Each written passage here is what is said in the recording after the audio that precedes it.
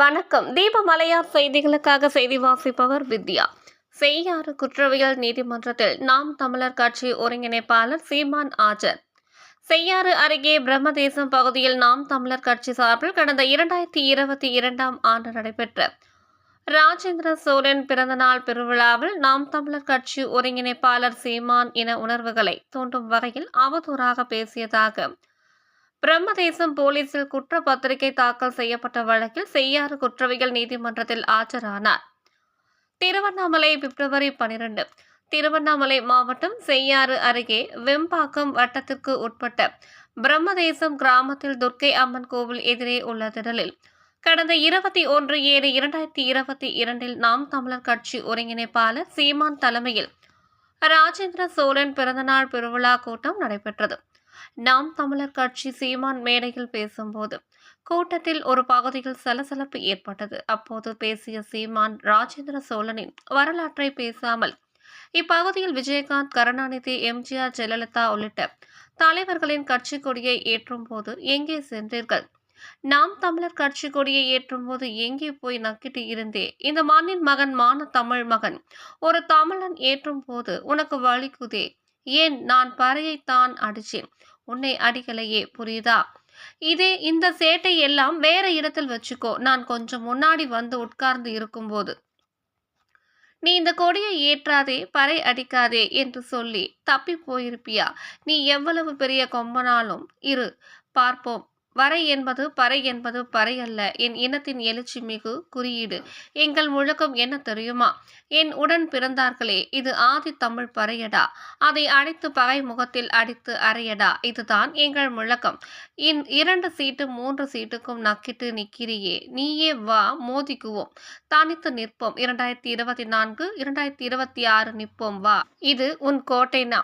தமிழ்நாடு என் கோட்டை. விளையாட்டு பண்ணிக்கிட்டு இருக்காதீங்க. பேரம் பேசி பெட்டியை வாங்கி சீட்டு வாங்கி கட்சி நடத்துற வீரங்க இல்ல.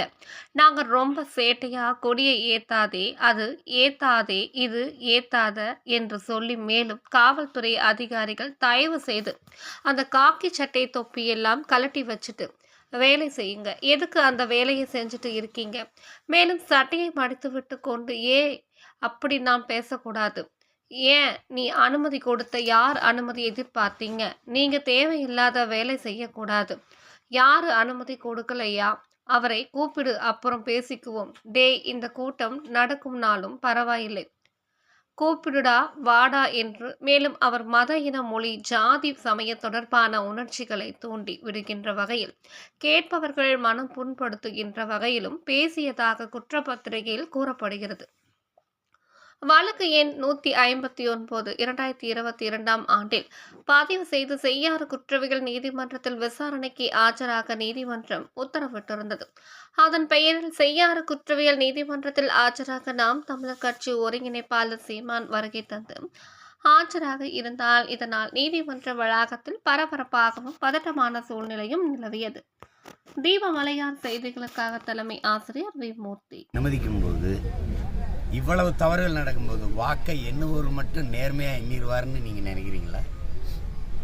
யாராவது சொல்லுங்க, நீங்கள் சொல்லுங்க.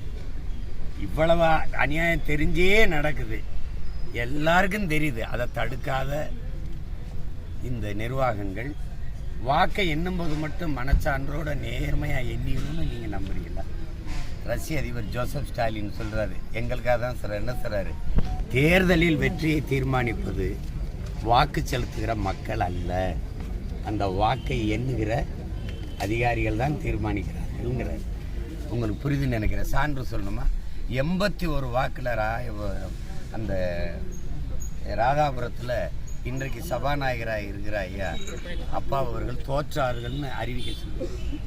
இதே இதில் காட்டுமன்னார்கோயிலில் எங்கள் அண்ணன் திருமாவளவன் வந்து 40 வாக்கில் தோற்றாரு. 40 42 86 வாக்கில் தோத்தாருன்னு சொல்லுங்க. 86 வாக்கெல்லாம் ஒரு வாக்கா சொல்லுங்க. அவர் வரக்கூடாது சட்டசபைக்கு முடிவு எடுக்குது, அறிவிக்க சொல்லுது, அறிவிக்கிறார். சார், உங்க தேர்தல் நிலைப்பாடு இப்படியே தனித்து நிற்கிற மாதிரி இருக்குமா? கூட்டணி வர்றது வாய்ப்பு? தனிச்சுங்கிற வார்த்தையை சொல்லி என்னை குறித்து வைத்தாரு. தனிச்சுன்னா நான் நீங்க மட்டும் தனியா தனிச்சு நிற்கிறேன்னா சொல்லுங்க. இந்த மண்ணின் மக்கள் ஒரு நல்ல அரசியலை விரும்புகிறவர்கள், ஊழல் லஞ்சமற்ற தூய அரசியலை, நல்ல நிர்வாகத்தை விரும்புகிற மக்கள், நாள்தோறும் பிரச்சனைகளுக்கு மனு கொடுத்து முறையிட்டு போராடி கொண்டிருக்கிற மக்கள்னால் அதில் மருத்துவர்கள், போக்குவரத்து தொழிலாளர்கள், வேளாண்குடி மக்கள், அரசு ஆசிரியர் தேர்வுக்கு எழுதிட்டு வெளியில் பணி நியமனத்துக்காக காத்திருக்கிற 14,000 பேர், பகுதி நேர ஆசிரியர்கள், நிரந்தர பணிக்காக காத்திருக்கிறவர்கள், மருத்துவர் ஊதிய உயர்வுக்கு, செவிலியர் பணி நிரந்தரத்திற்கு, உரிய விலையை தீர்மானிங்கன்னு போராடுற விவசாயி, ஒரு என்னடா ஒரு தார்பாயை போட்டு மூடுறியாடா ஒரு சேமிப்பு கிடங்கு கட்டி வைன்னு சொல்கிற, இன்றைக்கி டாஸ்மார்க் ஊழியர் வரைக்கும் போராடிட்டு இருக்காங்கல்ல.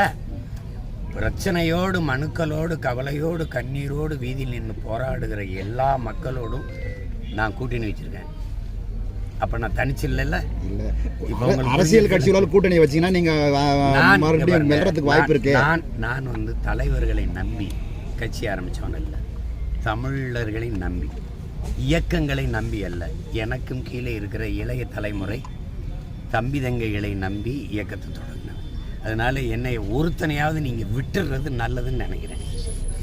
ஒரு ஊரில் இந்த சாமி இந்த சாதிக்கு, இந்த சாமி இந்த சாதிக்கு, இந்த சுடுகாடு இந்த சாதிக்கு, இந்த குளம் இந்த சாதிக்குன்றதில்ல, என்னையாவது பொதுவாக விட்டுட்டிங்கன்னா நல்லது. புரியுதா? அது வந்து இந்த தமிழ்நாட்டில் எல்லா தலைவர் நம்ம முன்னோர்கள் சிலைக்கு மாலையை போட்டு எல்லாராலும் இறங்கி வந்துட முடியும்னு நினைக்கிறீங்களா? என்னால் முடியும். நான் ஒருத்தன் தான் தமிழ் தாயின் மகனாக இருக்கேன். மற்றதெல்லாம் சாதி சார்ந்து மதம் சார்ந்த தமிழர்களாக சுருக்கிட்டாங்க. உங்களுக்கு விளங்குதுன்னு நினைக்கிறேன். எங்கள் முன்னோர்கள்லேருந்து எங்கள் பாட்டன் கப்பல் ஓட்டிய தமிழன் அப்படின்னா என் பாட்டேன்னு நான் தான் சொல்கிறேன். மற்றதெல்லாம் பிள்ளைமார் சங்கத்து தலைவராக தான் அவர் வச்சுருக்காங்க. உங்களுக்கு புரியுது? உங்களுக்கு சாதி ஒழித்தல் ஒன்று நல்ல தமிழ் வளர்த்தல் ஒன்று, சாதி ஒழித்தல் ஒன்று நல்ல தமிழ் வளர்த்தல் மற்றொன்றுன்னு பாடிய எங்கள் தாத்தா பாரதிதாசனே முதலியார் பேரவையில் தலைவராக இருக்கார். ஒரு குறியீடாக வச்சுருக்காங்க. காமராஜர்னா தாத்தா காமராஜர்னா அது, தெய்வ திருமன் முத்துராமலிங்கர் தாத்தான்னா அது ஒரு எல்லாமே ஒரு சாதி குறியீடாக எங்களை கொண்டு வச்சு முடக்கிட்டீங்க. எங்களுக்கு ஒரு கெடு வாய்ப்பாக எங்கள் அண்ணன் தமிழரசன் போன்றவர்கள் நீண்ட நாள் வாழ முடியல. இல்லைன்னா இந்த சாதின்னு சொல்ல வேண்டியல, சான்னு வாயை திறந்தாலே சாடான்னு முடிச்சிருப்பாங்க. நாங்கள் எங்களுக்கெல்லாம் இவ்வளோ திறமை இருந்திருக்காரு. இப்போ என்ன பண்ணுறது? நாங்கள் வலிமையற்ற எளிய பிள்ளைகள் அல்லாடிட்டு கிடக்கிறோம். உங்களை மாதிரி ஆளுகளும் துணை நிற்கிறது இல்லை. இதை எடுக்கிறீங்க, இதையெல்லாம் போடுவீங்களான்னு வேறு தெரியல. ஆனால் விஜய் பிரசாந்த் கிஷோர் சந்திச்சிருக்காங்கன்னு உங்கள் செய்திகள் மூலமாக பார்த்து தெரிஞ்சுக்கிட்டேன். சந்திச்சுக்கிறாங்க. எனக்கு அதில் எல்லாம் ஒரு இது இல்லை. அந்த வியூக வகுப்புகளெல்லாம் எனக்கு பெரிய இது இல்லை. இந்த நாட்டை சிறப்புற ஆட்சி செய்த எங்கள் முன்னோர்களெல்லாம் அப்படி வியூக வகுப்பில் எங்கள் தாத்தா பெருந்தலைவர் காமராஜரோ அல்லது பேரறிஞர் அண்ணா போன்ற பெருந்தகைகளோ, அதுக்கு முன்னாடி இருந்த குமாரசாமி, நம்ம தாத்தாக்கள், நம்ம தாத்தா ஓமந்து ராமசாமி ரெட்டியார், இவங்கெல்லாம் இப்படி வியூக வகுப்பாளர்களை வச்சுக்கிட்டு என் நாடு, என் மக்கள், என் நிலம், என் காடு, என் மலை, இதில் எதை எப்படி செஞ்சால் சரி வரும்னு தெரியாத நான் அப்புறம் இந்த வேலைக்கு ஏன் வரணும்? நீங்கள் சொல்லுங்கள். செங்கொண்டத்தில் யாரை நிறுத்தினா வெல்லலாம்? இங்கே யார்? இங்கே அரியலூரில் யார்? பெரம்பலூரில் யார்? திருவண்ணாமலையில் செய்யாறில் யாருன்னு இது கூட தெரியாத நான் எப்படி? எனக்கு நிறைய மூளை இருக்குது, காசு தான் இல்லை. அதனால் எனக்கு அது தேவையில்லை. அது நீ எத்தனை வியூகத்தை வச்சு என்ன பண்ணுறது? கத்தரிக்காயின்னு தாளில் எழுதி பயனில்லை. நிலத்தில் இறங்கி அது செடியை விதையை போட்டு செடியை முளைக்க விட்டு தண்ணி ஊற்றி உரம் வச்சு வளர்த்து விளைய வைக்கணும். அப்போ தான் கத்தரிக்காய் வரும். இங்கே மேசையில் உட்காந்து கத்தரிக்காய், சோரக்காய் அப்படின்னு எழுதி பயனில்லை. அது ஒரு சிலருக்கு அது இப்போ ஒரு குறிப்பிட்ட காலமாக இந்த நோய் வந்துடுச்சு. பிரசாந்த் கிஷோருக்கு தமிழ்நாட்டில் என்ன தெரியும்? எத்தனை ஆறு, எத்தனை ஏரி, எத்தனை குளம், எத்தனை சமூக மக்கள், அந்தந்த சமூக மக்களுக்கு இருக்கிற பிரச்சனை என்ன? அவர் தானே சார் அரசியல் கட்சியை நம்புறாங்க. நீங்கள் உடலில் கொழுப்பு கடிப்பிட்டுருக்கீங்க, பணக்கொழுப்பு கடிப்பிட்டுருக்கீங்களா? இதை நம்ம சொல்ல உனக்கு வாய்க்கொழுப்பு அதிகம் அப்படின்னு சொல்லுவாங்க பார்த்தீங்களா? இந்த கொழுப்பு அதிகம், அந்த கொழுப்பு. அது மாதிரி பணக்கொழுப்பு அதிகமாக இருந்தால் இதெல்லாம் தேவைப்படும். அது நம்ம அதை பற்றி பேசி காலத்தை நேரத்தை வீணடிக்க வேணாம். வேறு ஏதாவது செய்தி தேவைப்படுதா? தமிழ் பூசத்துக்காக தை பூசத்துக்காக பிரதமர் வந்து வாழ்த்து தெரிவிச்சிருக்காரு. ஆனால் முதல்வர் வாழ்த்து தெரிவிக்கலன்னு ஒரு முதல்வர் தெரியல, அவருக்கு தைப்பூசம் ஒரு என்னன்னு தெரியலையே. தைப்பூசத்துக்கு வாழ்த்து தெரிவிக்காத எதுக்கு முருகன் மாநாடு நடத்தினார்? நான் அதெல்லாம் கவனிக்கிறது இல்லை. வாழ்த்து சொல்கிறேன், நாங்கள் எங்களுடைய இறை முருகப்பெருமான், அவரை நாங்கள் கொண்டாடுவோம். அது நான் தான் போய் போராடி எங்கள் ஐயா எடப்பாடி நம்ம ஐயா முதல்வராக இருக்கும்போது, உங்களுக்கு தெரியுமா இல்லையா, தைப்பூசத்துக்கு பொது விடுமுறையே கிடையாது. அது பெருசாக சண்டை போட்டேன். விநாயகர் சதுர்த்திக்கு விட்டுருக்கேன், மகாவீர் ஜெயந்தி கூட விட்டுருக்கேன், குருநானக்கு விட்டுருக்கேன், சரஸ்வதி பூஜைக்கு இருக்குது, ஆயுத பூஜைக்கு இருக்குது. எங்களுக்கு ஒரு இறைவன், அந்த ஒரு இறைவனுடைய இது கூட இப்போ திருச்செந்தூர்னால் அந்த பகுதி சார்ந்த மாவட்ட ஆட்சியர் ஒரு விடுமுறை விடுவார்.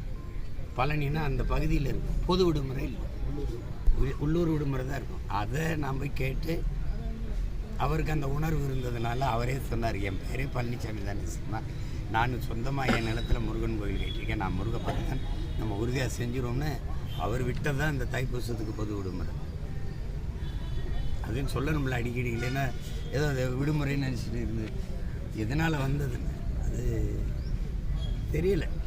அவருக்கு அதில் ஓட்டு இல்லைன்னு நினச்சிருப்பாரோ இன்னும். முருகனை சொல்கிறதுனால ஒன்றும் ஓட்டு இல்லாததுனால எனக்கு தெரியும். அந்த ஓட்டெல்லாம் சீமானுக்கு தான் போகும்னு நினச்சாரோ இன்னும்.